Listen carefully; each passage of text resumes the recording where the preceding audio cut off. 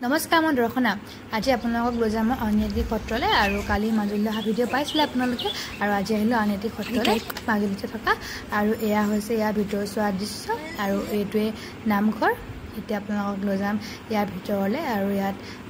পৰিৱেশটো বহুত ধুনীয়া আছিলে আৰু ইয়াৰ ভিতৰ চোৱা দৃশ্য আৰু ইয়াতে আমি ধুনীয়াকৈ চাকি বন্তি জ্বলালো আৰু বহুত ডাঙৰ ভিতৰ চোৱা ইয়াত ধুনীয়াকৈ সেৱা কৰাৰ পিছতে আমি বাহিৰলৈ আহিলোঁ আৰু ইয়াত আহোমৰ দিনৰ এটা লাইখুটা আছে এইটো দেখিছেনে এইটো আহোমৰ দিনৰে আৰু ইয়াৰ পৰিৱেশটো বহুত বেছি ধুনীয়া আছিলে আপোনালোকে অকণমান চাওক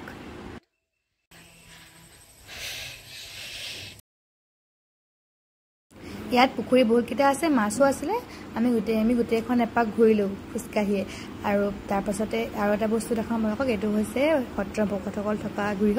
ইয়াতে তেওঁলোকে থাকে এটা ৰুম তেওঁলোকে ধুনীয়াকৈ থাকে